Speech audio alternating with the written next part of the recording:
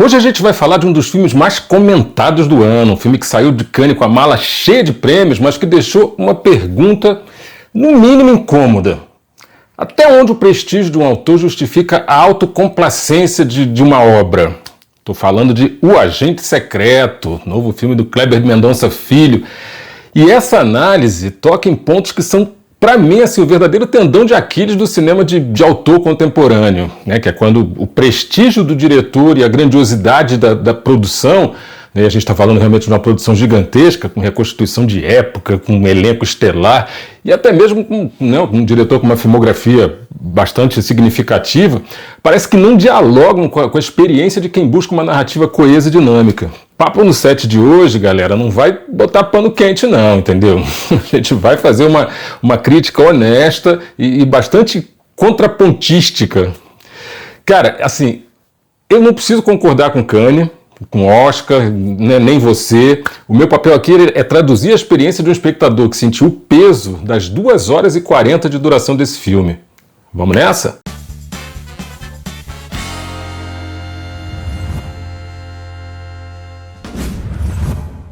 Fala, galera do bem, e é isso. Apesar de respeitar assim, profundamente a carreira do Kleber Mendonça Filho, eu não acho que ele seja essa unanimidade toda que estão tentando projetar em cima dele não, sabe? Assistir esse filme para preparar esse review aqui, ele me trouxe uma sensação meio ambivalente. De fato, uma coisa é certa, dentro da biografia dele, né, da filmografia dele, esse não é o meu título favorito. Fato. E a gente precisa falar abertamente sobre isso porque, afinal de contas, sabe, será que a gente está diante de um filme superestimado?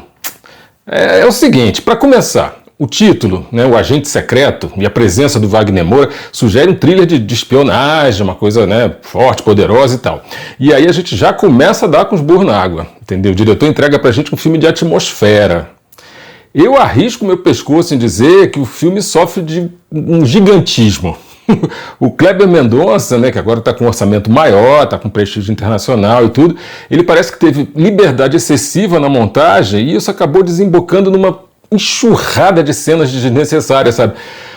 Mas a gente vai falar mais, né, francamente, mais abertamente sobre isso lá na frente. Entrar na sala de cinema, né, ou dar o play, né, no caso, uma obra de 2 horas e 40, exige no mínimo um pacto de confiança. O problema é que em Um Agente Secreto, esse pacto é testado logo ali nas primeiras cenas, sabe, nos primeiros momentos ali. O Kleber, ele sempre foi um mestre da tensão. E da atenção principalmente do cotidiano. Basta a gente olhar para o som ao redor, por exemplo, né? Só que aqui a sensação é de que o diretor se perdeu no próprio mapa que ele mesmo desenhou. O filme é lento pra caramba, mas não é com aquela lentidão contemplativa que faz a gente parar, refletir, sabe? E concluir coisas e tal. É uma lentidão que parece fruto mesmo de uma hesitação na montagem, sei lá, sabe? Alguma coisa nesse sentido. O filme conta a história do Marcelo, né, vivido por um Wagner Moura que carrega o filme nas costas com um esforço hercúleo.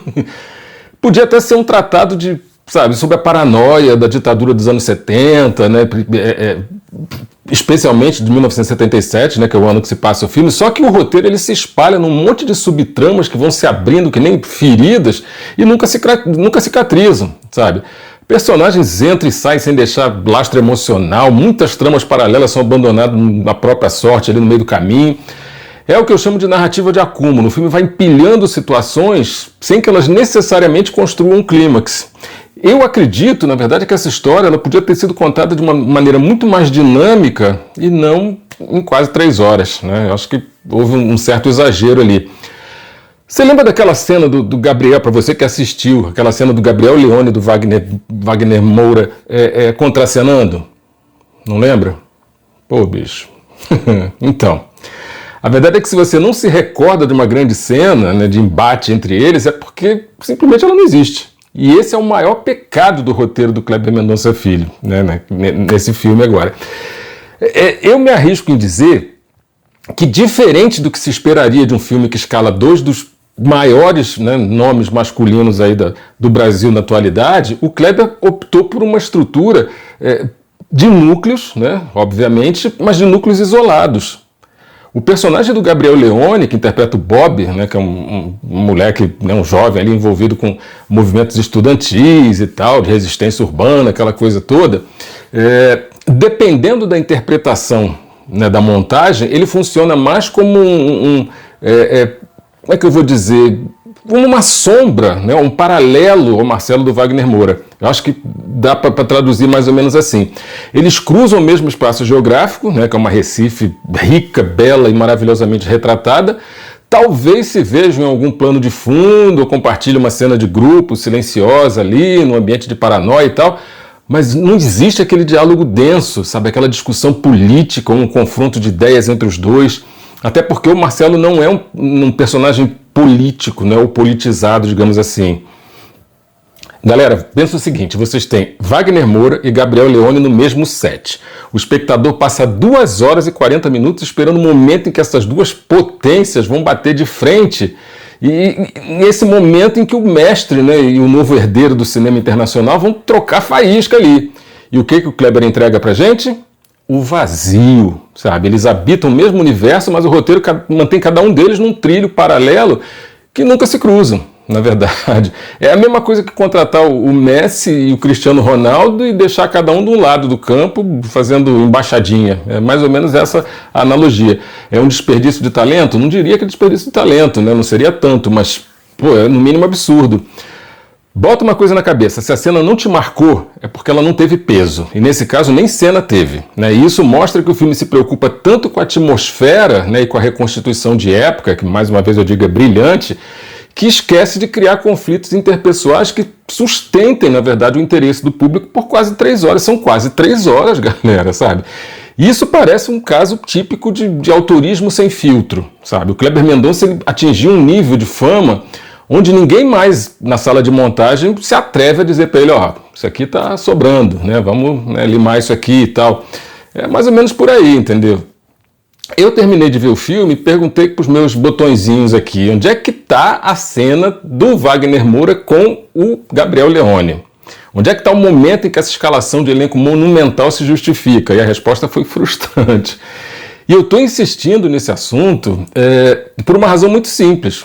Porque o Kleber parece ter tanto medo do óbvio, né, do clichê do embate, que ele acaba caindo no vazio. Ele desperdiça a química entre esses dois gigantes que poderiam ter, sabe, embates ali maravilhosos em prol de uma narrativa fragmentada, que no fim das contas deixa a gente com a sensação de uma oportunidade perdida. Basicamente é isso, sabe? Ele se preocupou demais com um lado e esqueceu do outro, sendo que os dois eram importantíssimos.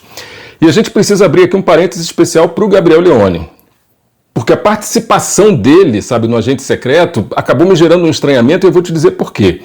Porque o Gabriel Leone, ele não é mais só o galã da Globo e tal. Ele se tornou um ator de composição física e psicológica raríssima, entendeu? É difícil a gente encontrar isso aí no cinema, na dramaturgia nacional, digamos assim.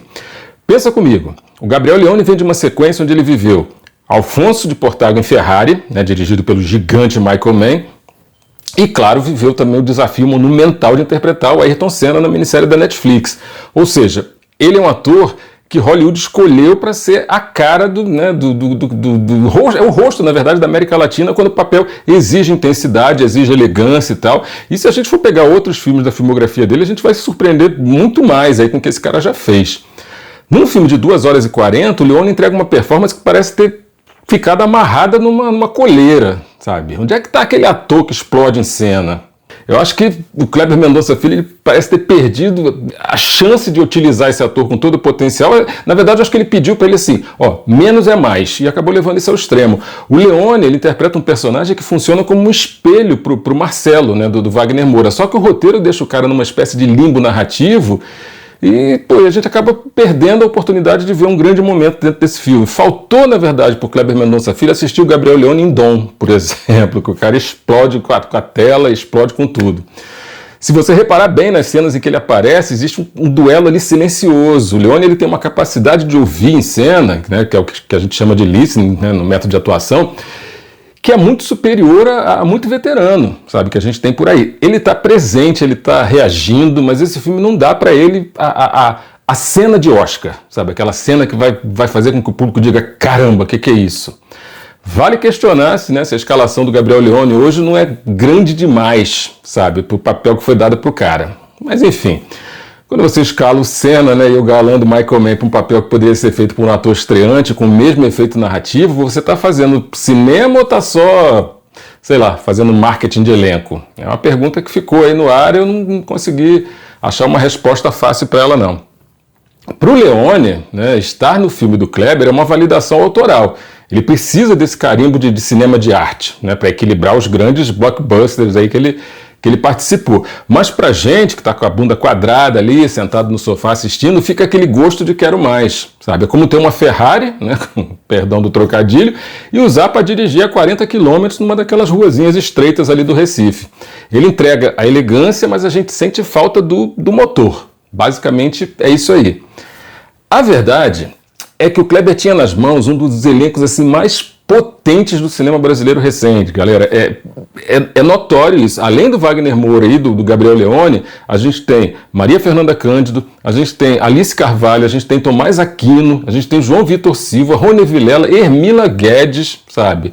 Tem um ator veterano alemão, né, o Udo Kier, que também esteve em Bacurau, né, e deixou a gente agora em 23 de novembro, agora, né, de 2025, enfim. Uma constelação super bacana, mas o que a gente vê na tela é um subaproveitamento gritante e geral, sabe? Eles parecem assim, peças de museu de cera, impecáveis na caracterização e tal, só que sem vida funcional, dentro daquela engrenagem toda que foi criada ali naquele roteiro. E a gente precisa olhar também para quem está em cena, sabe? O Wagner Moura, ele não é só o protagonista, digamos assim, ele é o motor dessa história toda. Ele vive uma fase internacional consolidada, sabe? A escalação dele traz peso, traz uma bagagem de homem acuado ali, que ele domina como poucos, enfim. O prêmio de melhor ator que ele papou lá em Cannes não é só pelo papel, sabe? É pelo reconhecimento de toda uma carreira, né, que ele vem construindo aí, na qual ele atingiu uma maturidade total. Só que o filme depende tanto dele, sabe, que quando ele não está em cena, a obra perde o oxigênio. Simplesmente acontece isso. O cara não está em cena, acabou o filme. A presença da Maria Fernanda Cândido, por exemplo, é o que a gente chama de desperdício de luxo, sabe? Depois de brilhar pra caramba em O Traidor, né, do Marco Bellocchio, e entrar pro universo... Cara, ela entrou pro universo do Harry Potter, sabe? Ela fez Animais Fantásticos e tal. Enfim, ela se tornou a cara da sofisticação brasileira, né, lá no exterior. Só que no filme do Kleber, ela traz uma aura de mistério que é necessária, mas a sensação é de que ela é uma convidada de honra numa festa onde não tem o que comer, sabe? Mais ou menos por aí. O filme usa a imagem dela para validar uma importância que o roteiro não entrega. Aí a gente é obrigado a questionar por que uma atriz desse calibre, né, aceita um papel tão periférico, digamos assim. Não vamos dizer que, né, que seja um papel ruim, não existe personagem ruim. É o prestígio do diretor falando mais alto, né, que o desafio do personagem, sei lá, né, é uma outra pergunta que eu também não tenho resposta.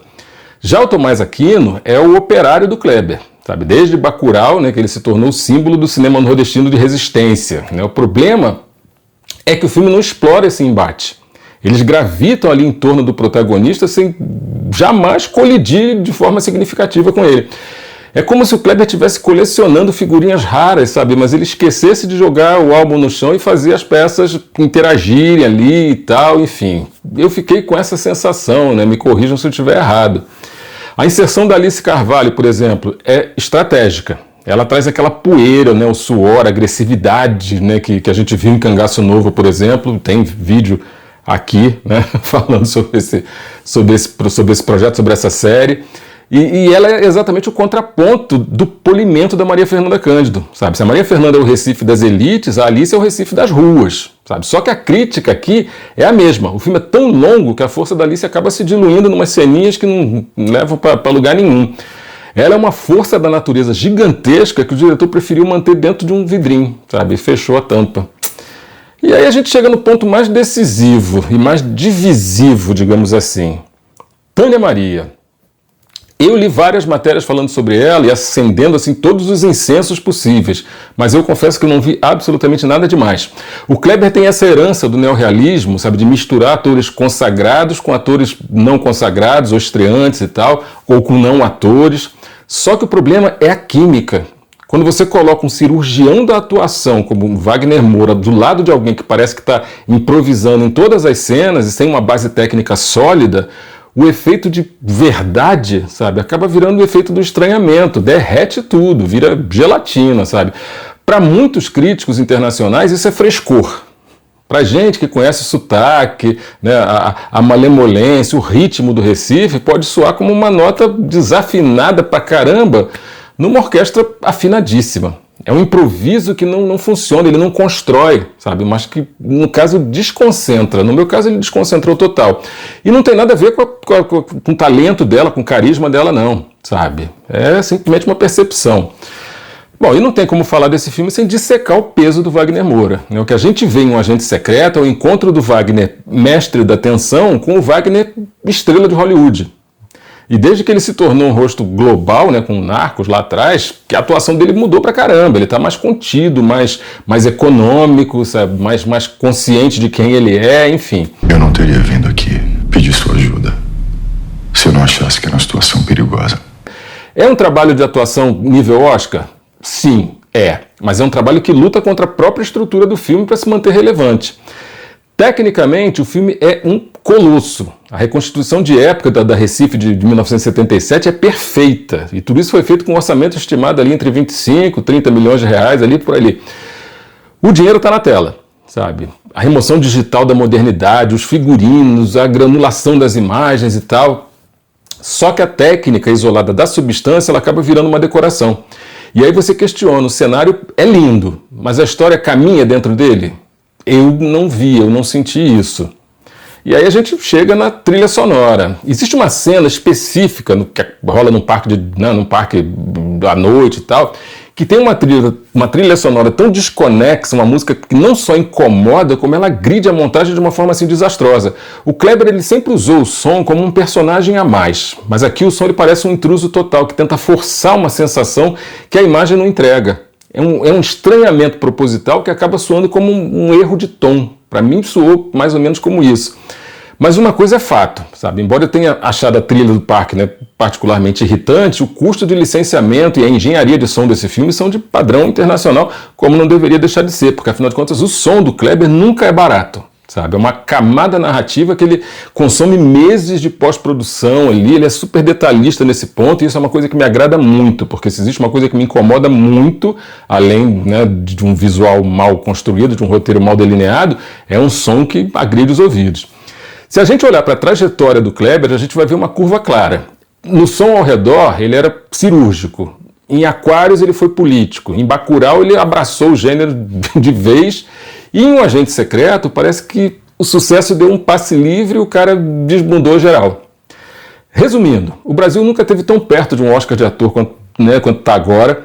O lobby começou lá em Cannes, né? Tá se falando desse filme assim a rodo. E quando um filme ganha melhor direção e melhor ator no maior festival do mundo, né, ele entra no radar da academia automaticamente. O Oscar ele adora história de superação ou de política clara e tal, enfim. O Agente Secreto é ambíguo demais? É longo demais? Se a Sony Pictures Classics, né, que costuma distribuir o Kleber lá nos Estados Unidos, não fizer uma edição mais enxuta para o mercado americano, o filme pode morrer na praia, galera. Tem que ficar atento com isso. Assim como aconteceu com outros gigantes aí que foram vencidos pelo cansaço, né?